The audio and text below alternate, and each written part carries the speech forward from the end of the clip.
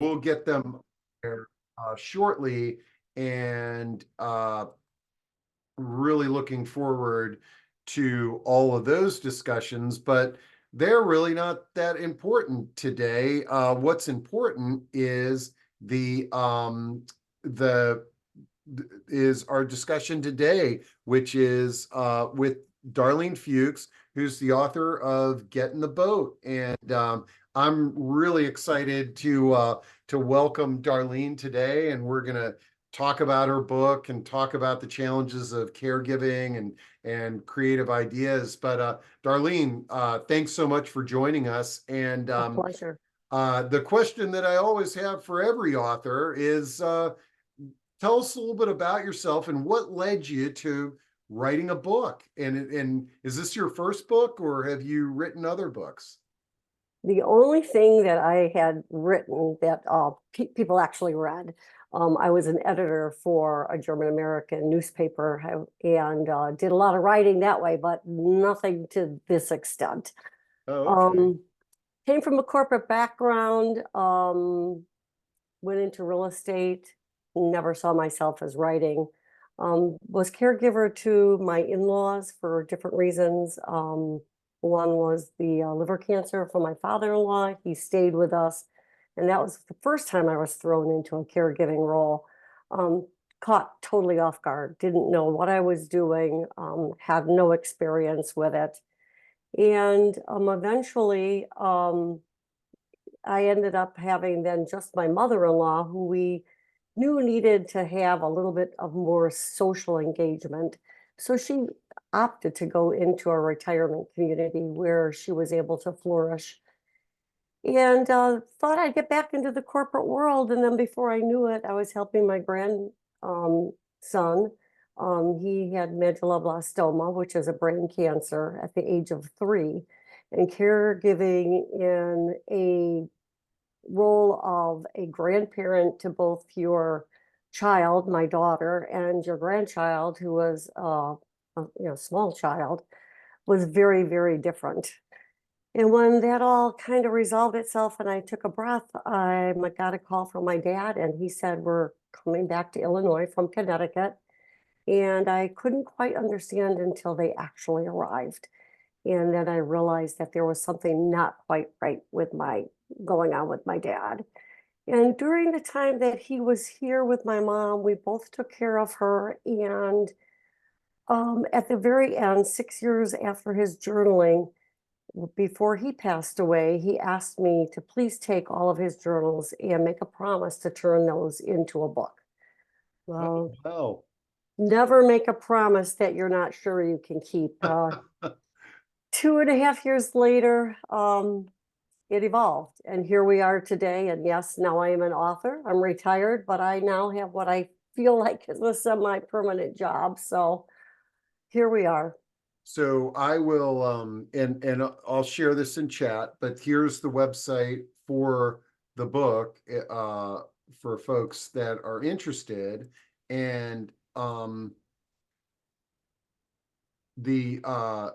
let me drop that in there. But okay, so the title of the book, Get in the Boat, a memoir of love, loss, and the dance with dementia. So it sounds like your was it your father that had and is this your father? Yeah, that's my dad and my mom. The first picture is my mother on her high school picture, her high school photo. They met before, way before that. They met actually in Sunday school class. And then, yeah, the last one is probably about 2 years before my mom actually passed away. And the one to the right is my mom during her final journey. Okay. All right. And is is that a baby or is that a doll? That is a doll. Okay. All right. She loved her doll. Yeah, a lot of people that are suffering from dementia still have that maternal instinct. And throughout the book, you'll see how, just her caregiving and her maternal skills of taking care of the household and stuff like that never seem to go away. You could always see them kind of coming through every once in a while. Yeah, and one of the things about dolls, is that they can be so therapeutic, especially for someone with dementia. But sometimes as adult children, when we see our mom holding a doll or, playing with a toy as something like that, it's like, oh, mom, no, you shouldn't be doing that. I know that that's something that comes up a lot of times with caregivers, and giving them the permission to just recognize that mom is feels good when she holds Yeah. toy or that doll. Um, well, I know the book has a theme of love and relationships, and how that changes. Uh, can you share any insights or tips and words of wisdom for us, based on the experience that you had uh, being a caregiver and writing this book? Yeah, there's really as I've developed and learned more and more about dementia, even through this process, I find that a lot of times caregivers are very guilty at the end of it all. And a lot of it is because we only know what we know at the time. And I found that through the journey, I knew only so much. And with what I knew, I could then react to the circumstances that were around me. And later on, felt maybe I should have done it better, but I didn't know what I knew at that time.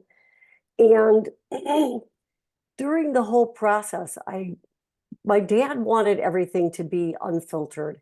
He was a jokester. He put everything down. He went into the intimacy of their marriage and how that changed. He went into how you constantly are trying to mend someone to make them better. And then the sobering realization that some challenges are just out of our control. And we have to just go with it and learn to accept that we're not going to be perfect, and that, yes, what we're doing is in the best interest of the one that we love. The challenges are constant, they change day to day. There's emotional turmoil, there's the feeling of loneliness and self doubt. All of these things are, regardless of what type of a caregiver you are, we all go through them. And so many of us don't want to acknowledge that we are going through them, but it's normal. And I think that during the process of writing, I learned to understand that even though I didn't know a lot of what my dad was going through internally, he shared that in his journals. And I was just awestruck that a man was able to put all of that down, his personal insights, his fears, his depression. And it made me realize that as much as my dad was my pillar of strength, he was just as vulnerable to all of these things, even taking care of the person that meant the most to him in his life. I love it. The Okay. Uh, we've got a lot of caregivers out there that are challenged with um, what to do, and like you said, there's feelings of guilt. There's communicating with our loved ones. There's how did this happen to me? All of those things. Any words of wisdom or insights that you've sort of gained and reflected on in writing the book that might be helpful to folks out there? Yeah, one thing that is a constant all the time is the emotional toll that it takes on us. It's not just the emotional, it's also the mental toll, the depression, the loneliness. And I found that, many of us go into a caregiving situation where we figure, yeah, I'm strong, I'm mentally all together there, and I will be able to handle this. But what so many of us don't realize is it's not something that's going to go away in a week or a month or a year. This is long term. This could last 6 years, it could last 12 years. And we have to give ourselves um, the ability, acknowledge that if it does go on for a longer period of time, that when we get to the point of exhaustion, it's too late. We need to step in and we need to um, reach out and we need to ask for help. The biggest thing I find that a lot of people feel is that they've now been thrown into this and it's their duty to take care of it. And it's not. You don't need to feel that you need to oversee everything all the time. We need to allow ourselves to step back and let other people help us out. Um, if we don't, it's going to get to the point where, as a caregiver, I saw this with my dad. Um, it's you become sick. You don't take care of yourself. I couldn't hear it on the phone with my dad, but when I would go and visually look at him, I could see he wasn't shaven. The clothes he had on were crumpled. It's little things that you start to lose your temper and you don't know why. And if we just allow ourselves to step back, let somebody else step in. Just because you are not there doesn't mean that your loved one is going to fall or get hurt. That could happen even if you're there. I mean, so we have to acknowledge that, we're not superheroes. We're put into a situation, and if we choose to take care of our loved one, we also have to choose to allow others to help us out. And for instance, with my dad, his game of golf was the love of his life. And when my mom got dementia, he felt that he had to give it up, and his golf clubs were in the back of the closet. And many times, other people would say, Richard, you really love the game of golf. Whether you are stepping outside the door to get a little bit of fresh air, or you go out on the golf course to get some fresh air, it can make a whole lot of difference. And I can remember the very first time that he went to just go ahead and try playing just 9 holes. Let's see how that works. And he went out and he started playing and he was really excited that he was going to get back out there. But after, 2 or 3 holes later, he started to feel the guilt of, is somebody still there with Gail? Is somebody watching out? And it started eating at him and taking the joy away. And he did. He powered through and he made it through his 9 holes and went back, and lo and behold, she was still okay. And that allowed him then to realize that he could allow other people to step in and to help out, whether it was just sitting and talking to her, whether it was just coming in and holding her hand, um, taking a fidget board or and playing with it, little buttons to pick and snaps to undo, or a box of hankies or towels that she could fold and unfold and fold and unfold, and just to be there to engage with her. The ability to look at himself and allow that made a world of difference for him in being able to take care of himself. Man, what a great story, and I can actually personally relate to it with some relatives that are in a similar situation. But Kitty has a great question, and I should have addressed this right from the get-go. Okay. Is the title of the book, Get in the Boat? Tell us the story behind that. Well, that's my dad's title. So as he was taking care of my mom and journaling, one of his pen pals was a lady named Helen Brown. And Helen Brown is a educator for caregivers that deal with people with dementia. And she asked Richard, my dad, if she could read some of his journaling. And after she read it, she's like, Richard, this has to become a book. And he said, yeah. And she said, what would really be nice, though, is if we could do a little skit to show people visually, rather than just me talking, what it's like to be a caregiver, especially a man with a wife that is suffering from dementia. So they were trying to work out what would we do. And he had mentioned to her once that he felt so isolated sometimes. It was like Gail was in this boat and he had to get in it with her because he loved her. He couldn't push it, he couldn't pull it. All he could do was get in and take an oar and try to navigate her through the rough waters, the reefs, whatever came in their way, through the storms. And it was just being in the boat and letting her take it wherever it went and him adjusting to it. And it was like, that's what we'll do. We'll do a skit called Get in the Boat.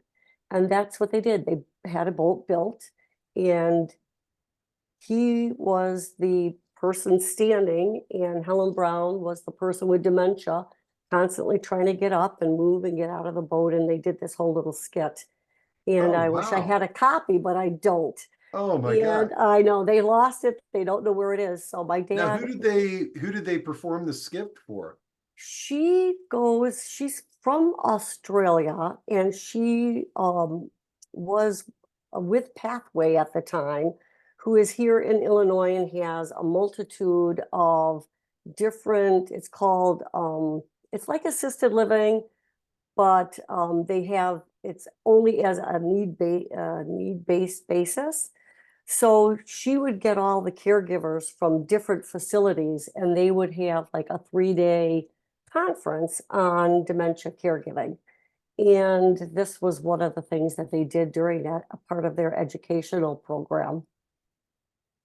Wow, It's kind of that's great. interesting. I'm a big fan, and we feature folks on here. In fact, we've got the documentary on Wine, Women, and Dementia next week, and we've had Sam Simon, who has dementia and wrote a play called Dementia Man that he performs. And I think the arts are such a wonderful way to communicate challenges that we face. And I love the idea of a skit with a boat, and I can visualize the what your dad went through really well. Okay, so now out of curiosity, just so your dad's caregiver for mom, but Yep. how many siblings do you have?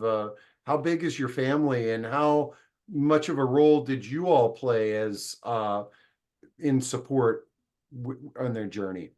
So I have two siblings, one that lives in Newfoundland, Canada, and the other one was up in Maine, out sailing most of the time. So my two brothers, um, unless they were here for a week's visit to kind of engage with my mom and dad, they were kind of out of the picture.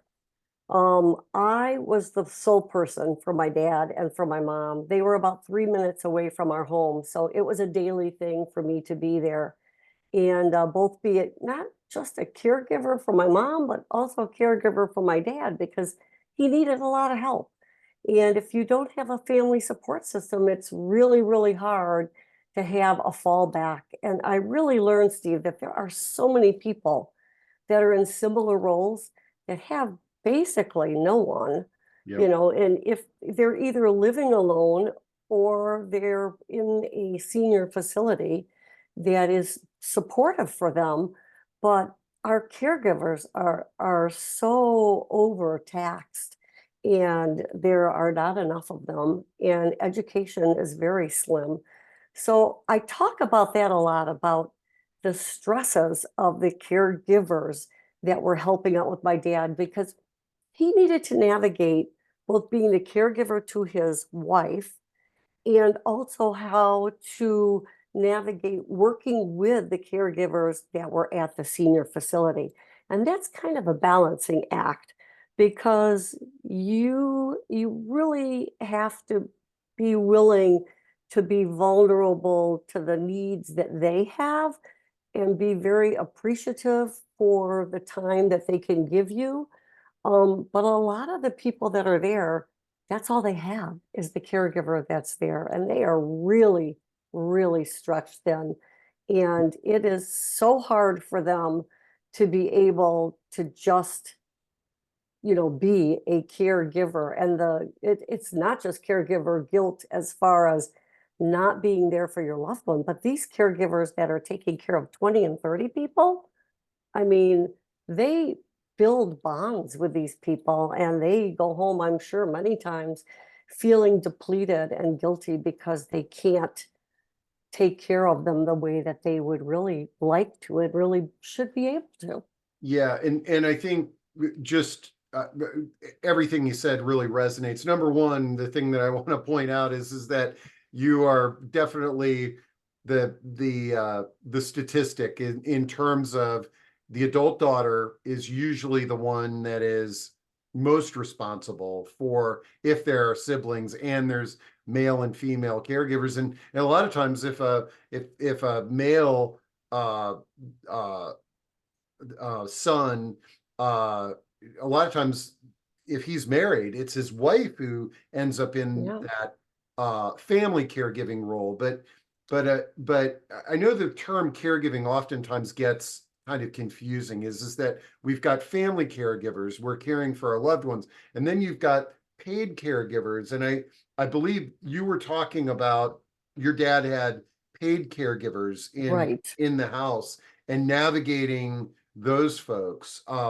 Now, the other where you break the statistical norm here in your family is that your dad was caring for your mom. I think a lot of times, uh, you know, we don't live as long as women statistically, and so a lot of times it's um the wife who's in the caregiving role for her husband, but your dad, this was different in this situation. Um, the oh geez, I wanted to keep on going on the so now how long did your dad care for your mom with dementia? And oh, another thing that I want to make sure that we bring up is how did your mom get the diagnosis? Like this is something that comes up quite often is that the that it can be many times years of sort of thinking something's wrong and then we finally get that wrong. So I know it threw a bunch of things out there, Yeah, but I'm that's okay. curious about this. We'll get there. So as far as the diagnosis, my mom didn't start learning to drive until her late 50s. And there was one afternoon in her later 60s where she went out to go grocery shopping and opened up the car door and sat down and totally forgot how to start the car and drive it. Ended up in tears. My dad came home from a golf game and found her there. And that was his first realization that something was not right. You can write it off as, just a moment in time, but I think that's where it all started. The diagnosis didn't come till years later. My dad, I think, struggled with the fact that he didn't know what was going on. I didn't see it because I was living in Illinois. They were back in Connecticut. So there was no communication. And I find a lot of times people hide it. You can't tell over the phone if someone is suffering from dementia. Um, it's the little things that are abnormal that are, it's like people say, I forgot my keys. You start looking around, you eventually find them, but you don't find them in the refrigerator. Those would be the things that maybe I wouldn't have even known because my dad would have hidden that from me. It got to the point where my dad was realizing that he could no longer take care of my mom by himself and had gone to her OBGYN at the time. And the woman there had said, I think Gail needs to have some kind of imaging done on her brain. And at that time, they found that there was the amyloid plaque buildup in her brain. So he knew something was wrong, but never disclosed that to me. It wasn't until my parents actually moved back to Illinois, where they had lived for a period of years, and that I realized there was something definitely wrong with my mom. It was little things like repeating a song and then laughing at herself, saying, "Oh, I already said that, didn't I? Funny, funny." And we would all laugh with her, but behind the scenes, we were discussing there's something not right. Mm-hmm. And I saw even the ability to walk. When my dad was in the hospital one time, she would always shadow me like one step behind. we had been there many times. She should know the way was going through my brain. And I realized she would always follow on my right shoulder and keep Mhm. up with me, but it was because she was not sure where we Sure. really were going. And those little things start to build up until we took her to a neurologist, and she actually did go through all of the testing. Not everyone has the ability to do that, or doctors that are available in rural United States or other places in the world. But we were able to go through that and actually get a diagnosis. And I think some of it was my tenacity, pushing, wanting to know more because, I am her daughter and I want to know for myself. But I'm finding many people never have the diagnosis. Oh, Not yeah. until later, not until Well, after their loved one is gone, do they actually realize, oh, bells, lights are going off. Yeah, maybe my parent or my uncle or my brother had dementia of some kind. So it's very interesting, and I think we should all push to educate ourselves more and to ask questions when we go to the doctor and not to be afraid for the answers. Well, this is, a topic, you sort of hit a hot button here. And as you're painting the picture in your family, it sounds wonderful. I mean, it's sort of like, it sounds normal, it sounds wonderful. Dad sort of, hid the fact that changes were going in mom, and he was taking care of her, but kind of reached a breaking point. But so many times when we talk to our loved ones and we're like, we need to go talk to a neurologist, we need to get a diagnosis, it's like, no, it's sort of like, hey, let's look at communities to move into where it's safer. No. And did you find that your parents, was there any of that resistance, uh or were they pretty open to it? I was lucky, Steve. My dad knew there was a problem. And like I said, when they got here, he was more than willing to just give over. Darlene, we need help, whatever you think we need. I was very lucky. I Yeah. think I may be 5% of the people that Yeah. go through that. I would say from what I've experienced, even during research and writing the book, I've found that most people, I would say 75% plus, have a loved one that is really resistant to doing anything. And I think a lot of it is out of the fear of knowing, not me, because we all know somebody that has gone through dementia, or a friend that has had a loved one that's gone through dementia. And I think the biggest fear is, like people go and they find out they have cancer, and as soon as that word comes out, it's like everybody falls apart.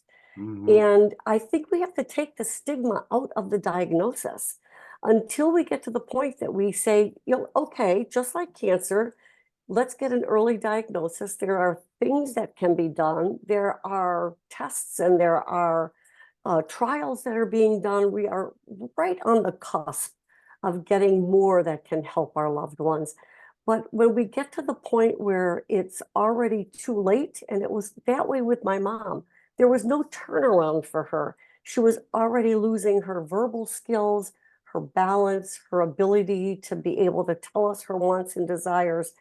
And it is very difficult. And I think we need, through education, and I think through conversation, a lot of us can get to the point where our loved ones will be more open to that discussion.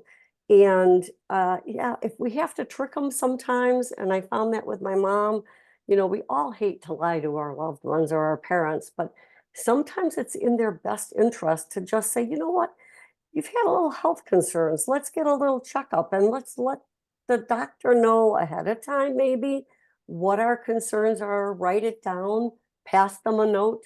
I found that worked a lot with my mom if I could just put things in writing. And even now with the portals that we have, go on your portal, write down your concerns and let them the doctors be aware of what is going on at that point in time, whether it's a social worker, the doctor, anyone. I think it's really important. Yeah, one of the I know we need a better term for tricking and white lie because it Yeah, sounds do- underhanded, but one of the best stories that was ever recounted to me on that end was a loved one with dementia, and they took him to the uh to an adult day center because the healthy spouse was just at her wit's end, and it didn't work out. It's like, no way, I'm not going there, this, that, and the other. And then they came home, and she calls up the admissions person. It's like, oh, this was a disaster, this, that, and the other. And the admissions guy came up with this great idea, and he called up the gentleman, and he said, I was talking about you when you came in the other day about how he was an engineer, and our human resources department was really fascinated, and I think they'd like to interview you to see if you would like to come and work here. And all of a sudden, the demeanor changed, and he got dressed up and in a tie, and he's going to this interview, and they conducted the intake interview in the human resources office and interviewed him and said, well, we'll let you know if you got hired. And called him a few days later, told him that he got the job and he can come in. And they had strategically figured out where he was going to start and what he was going to do. And then they over time, he loved coming in, and he would do a few tasks that were work in the morning. But then they said, you can go and participate in the programs if you'd like to, and I think they framed it, you can go help out in the program. So yeah, I think when our loved ones have dementia, there's probably a lot of guilt in doing something like that to a loved one, yeah. because it feels like you're lying or tricking them. Yeah, and I agree with you. I don't like the wording lie or trick. I think if we just said it's supportive. You're Mhm. supporting your loved one by doing X. You're supporting your loved one by making the doctors aware of what your concerns are. Um, you're there's different, lying and tricking are things that we grow up with that we don't like to do to our loved ones or Yeah. our parents. So I think we just need to realize that the things that we are doing is in their best interest. And we're there because we're doing it because we love them Yeah. and we want them to have the best quality of life possible. We're getting in their boat, is We really what are. we're doing. And there's yeah, and it may seem like there's some deception there, but it's all in good fun. um yeah, and Margie says meeting people where they are is so critical. That was a wonderful example of a creative solution. Okay, yeah, thanks, Margie. So all right, so just I, I love real life stories, because we're not talking about a checklist. This is the real world. How long did this caregiving journey go on? And you may have said, like, did your did your did your mom uh uh did she end up leaving the home, or was she able to stay in the home and be cared for by home care and your father for her life? The most difficult part was the last 6 years, and that was when my dad was journaling. And at that time, we found a supportive care facility, is what it's called here in Illinois. That's like 3 minutes from us, where my mom and dad could live as a couple until they were no longer. And my dad was able to participate in her caregiving, and so was I during the entire time. He could take meals in his apartment. They had healthcare facility where a doctor would come in once or twice a week to be able to watch and take care of the seniors that were there. They didn't all have dementia, so there was a good interacting from my dad there too. Um, During the last part of the time that they were there, my mom did go on hospice. A lot of people think hospice is only for 6 months max. My mom was on hospice for a total of 2 years. She Wow. went on She came off because she was doing better, then she got worse, it went back on. So, I mean, there are ways to be able to get that additional help. Once again, it's just reaching out, reaching out, reaching out. And I know that a lot of, caregivers, it just becomes, once again, I get back to prioritizing your own care so that you can be there to do the best that you can for your loved one is what gives you the energy to even be able to do the research and to be able to take care of things. And I can remember my dad saying that when she was getting really bad, he said, now the game is over. The vows become real, his marital vows. And Oh, he would say, just sitting there across from Gail as she smiles is a breathtaking time for me. It's a privilege. And man. that's how he felt. And during the entire last 6 years, I would ask him, Dad, how are things? And he'd say, we are having the best time of our life. And I would be like, Lord, how is that even possible? And he would say, Darlene, I keep forgetting what it used to be like. I just have to let that go. Because he would get to the point where things would start getting worse and they would reach a plateau where he would figure it out and say, okay, now I've got to the point we need to blend the food. I need to add things to it. I need to feed her and put a bib on her. And he would say, you know what? I've got the routine down again. I've figured it out. And these are the best.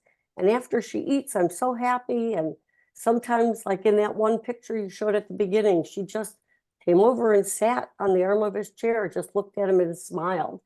And he's like, that is the best that I've felt all day. And I'd just like to cover the one topic of intimacy real short.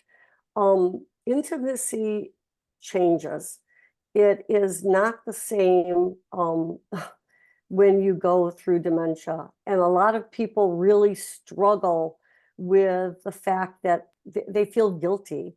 You know, it's not like a college campus anymore, where two people just get together and have a one night or a beautiful time together.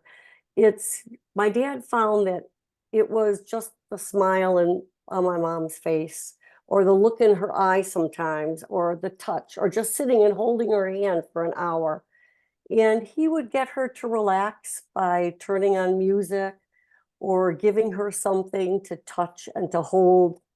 And that would give him then those quiet moments with her where he felt the feeling of her against him was the intimacy that he could draw upon and feel that he was still experiencing those moments that he thought they had lost.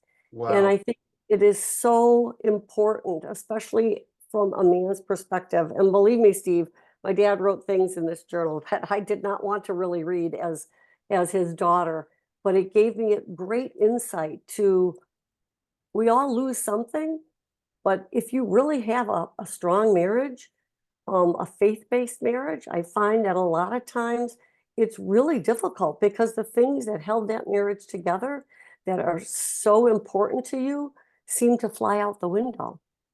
Man, your dad is just a very insightful and brilliant individual. I It's I I loved what you said earlier about the game is over. Yeah, This is where it really starts. And when we take vows for better for worse, I mean it's always I think the worse is always just kind of like this afterthought. And our definition, just like our definition of sex as we go through our lifespan, is different. it um, changes. it changes, but if you don't have the ability to change, and that's one of the biggest things that I think we face in this world of elder care and dementia especially, is the ability to sort of see the opportunity and see that I can love my wife in a different way, and to see that, okay, this is what it means to be a partner. Man, I love it. I don't think I've ever heard it described that way, and I really appreciate you sharing that with us. Now, I knew some folks were going to hone in on this one. So the caregiving, was going on, and then you found the decision to leave the home, go to, you referred to it as a supportive living Right. environment. The and Again, this is an area where I see and we see a lot of resistance, like where it's like, no way, we're going to stay put, we're aging in place, we're not leaving. How did you, was it, was sort of was there a breaking point? Was it your dad? Was it you? What was the catalyst, and how did they manage to make that move? My dad is a social butterfly. He needed to feel a sense of community and interaction with other people his own age. And when this community that was just a few minutes from us became available, I looked into it, and it was kind of interesting because they were going through transitions where they had had a clergy person that would come in on Sundays to give a small service to the people that were so inclined to want to participate, and had lost a clergy member. And my parents were missionaries in Germany. My dad had done pastoral um, services in different churches through his life. And I said, Dad, this might be a good opportunity for you. And it gave him that sense that, yeah, I could become relevant. I could be able to help out some people. So part of that was the catalyst, and it wasn't a lie or a trick. It No. was definitely something that it was like giving him a sense of self-worth. And once they looked into it and saw the apartment, and they really, my dad was the one that made the decision to go ahead and do that. I have to say, from moving here to moving there, the social butterfly in him flourished. He got involved with helping pouring coffee in the morning for the other people that were there. They were one of only 3 couples that were living there. Most of the people that were there were female, half a dozen male, and like I said, 3 couples. But it gave him a sense of purpose. Just like he had a sense of purpose in taking care of my mom, it gave him a daily reason to get up, to make his bed, and to have something to do other than just constantly taking care of my mom. And It- she could be a part of it. She yeah. could go there and be a part of that with him. Now, So I was lucky. was mom resistant at all, or did she, when he No, said this is what we're doing, she agreed? she, at that point in time, there was no disagreement. She did not her communicative skills were very limited to yes, no. Get down eye level, 1 or 2 questions, yes, no, short, and the typical communication that we all have to go through. So she was very compliant and went along with it. And it was better for him too, because he had oversight then of her medications and different things that are very important to the well-being of the person we're taking care of. Now, this isn't a commercial for the community, but somebody was asking if there was a place like that near them. Do you mind saying what the name of the community The is? place in Illinois is called Pathway. Um, I'm sure you can look it up online. And they have multiple places throughout Illinois. I found there are lots of places like this in different areas. Illinois and Texas were the first to try it out. It's not the typical you go in at a level of independent care, transitioning to supportive and then to full care. They have one building for independent, and they have another building that's called supportive care, which is they deal, you spend down like normal, and you end up, they file for Medicaid in this kind of a program. So if you're at a point where, you can do a self-pay and pay down, that's great. But they take care of you through end of life, which I liked. So my mom and dad, even though they might have needed to be put on oxygen or have special beds brought in, they could stay there as a couple. So my dad was able to stay there with my mom until her final moments, and then he was able to remain there until he passed away 5 months later. And that whole end period was during COVID, so it was kind of Okay, and I think I found it. Is traumatic. it pathway to living? Pathway to Living, yeah, that's the Okay, one. okay, great. Uh, that's great. I'll get the link and I'll drop it into oh, wow.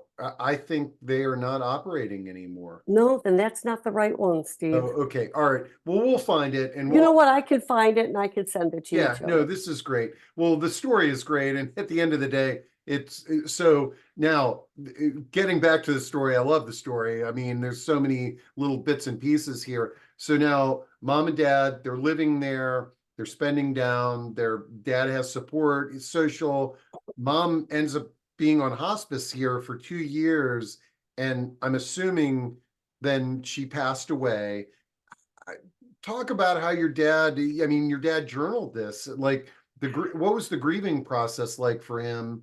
And also what was life like after mom was gone? So my mom was still very mobile and able to walk, but just mumbled. So very, very limited communication. She eventually fell and broke her hip, which we were always afraid of because she had taken multiple falls.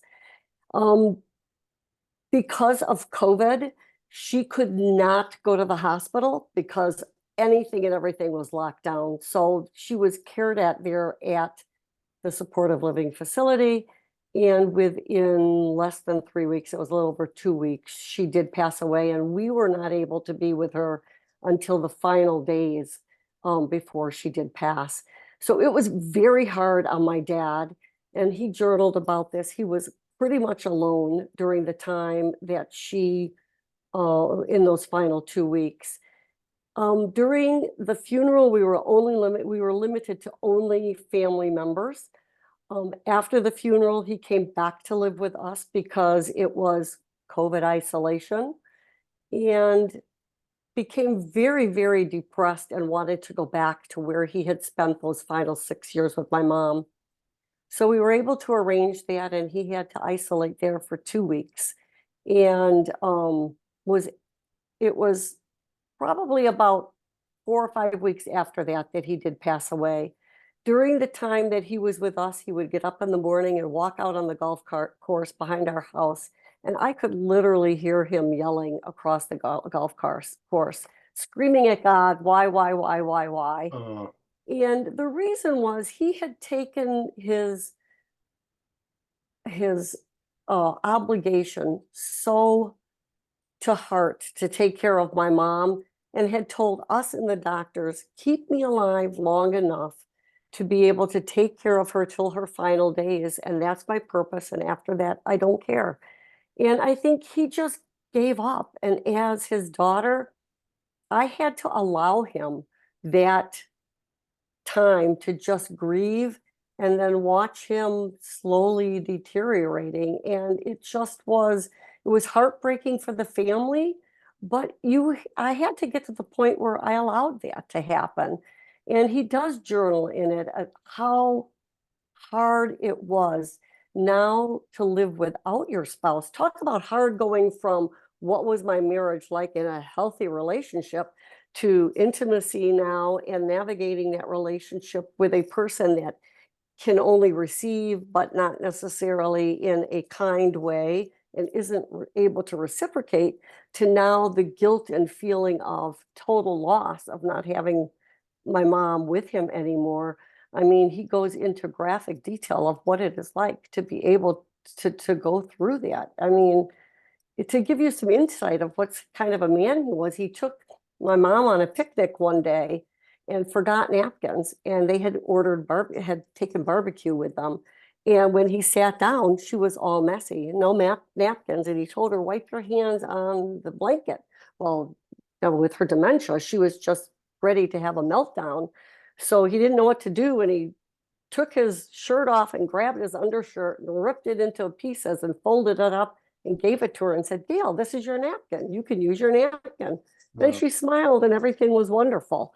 So it's hard when we lose someone, and the grief is real, but we have to allow ourselves to grieve regardless of the way we do it. And it can be ugly, but that's okay. Everyone grieves differently.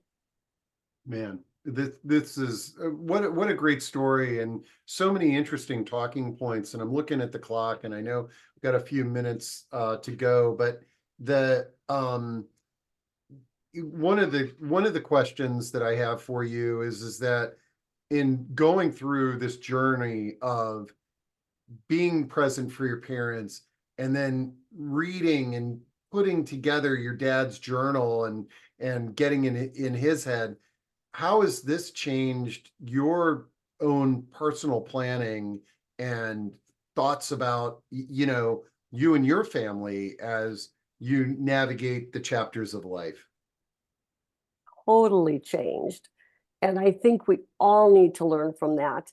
I mean, I have everything in writing now of who is going to be taking care of my finances, who is going to be taking care of my healthcare decisions, making sure that my family understands it.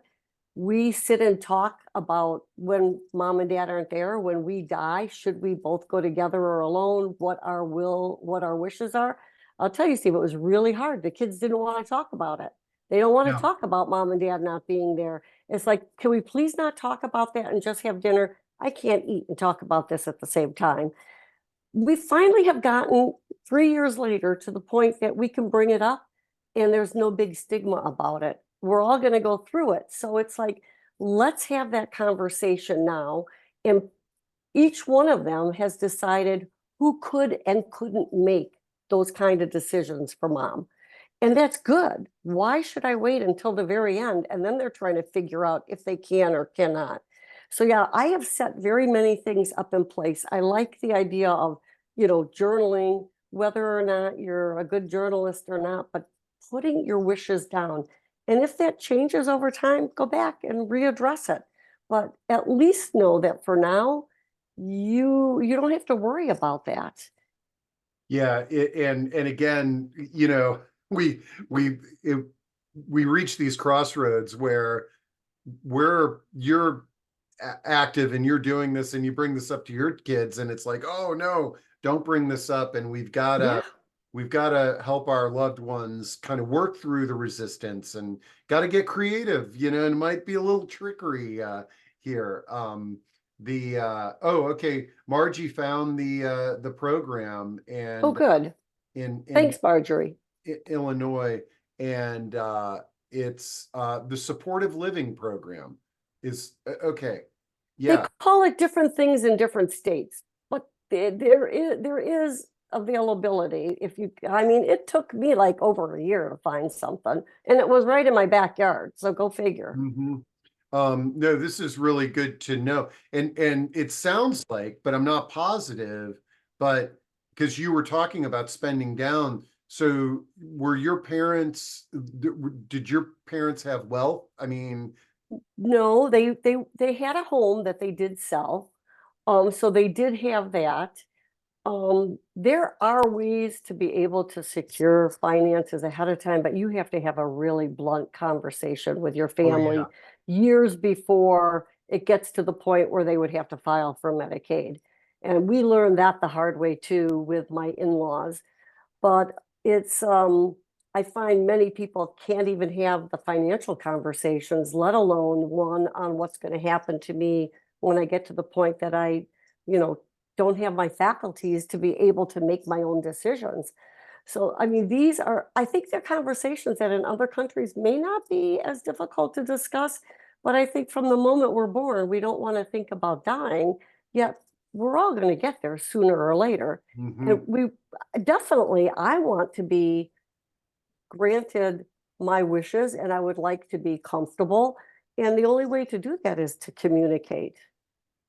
Yeah, no, this is great. And To wrap this up, I'm going to read Virginia says, your dad's journal was a teaching lesson for whatever caregiving we are faced with. Thank you. And I couldn't agree more. This was a great conversation. And Darlene, hats off to you for being a caregiver and honoring your dad's wishes and putting this book together. But I have to say, I think some of the things that you've shared about your dad, he's a really special guy.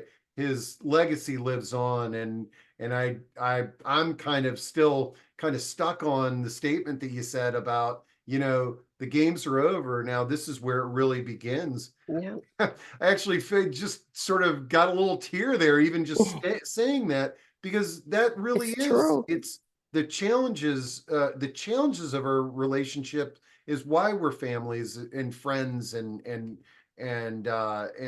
man, he was a brilliant man. Maybe we need to have those discussions with our friends too early on. But again, it's that resistance. It's hard, Yeah, but it's it it's is. figuring out how we can make it better. Well, folks, this has been a great talk. It's recorded. I'll get the recording up later this evening. We'll have a link to Darlene's website and book. And out of curiosity, I didn't ask you this early on. You wrote this book, but do you consult with people, or is it just the is the book kind of your gift to the world there? It is a gift to the world. I fulfilled my promise, but and I thought that was going to be the end, but I am on LinkedIn and I'm on probably 30 plus different Facebook sites.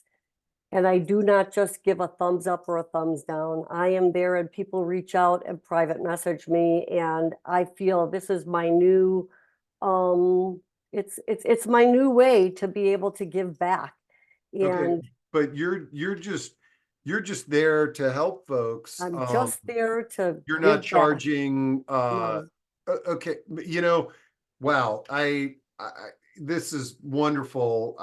And I'm dropping Darlene's LinkedIn there, but into the chat. yeah, you can give them the Facebook site too. And Steve, I do not charge. I am there to be a listening ear. If I don't have the right answer, I can at least lead you in the direction. But you know what? My dad had his legacy, and that's all I can do at this point in time is give back. And it's a passion. It's dear to my heart. I love it. Well, thanks so much for spending time with us today, and thanks to everybody who participated. I'll get this recording up, and Darlene, feel free to check in with us. We'd love to have you back, as you really led a great conversation here. I'd love to come back, Steve, and maybe we can tackle just one topic and get into Exactly. detail. I love it. All right. Thanks. Okay. See ya.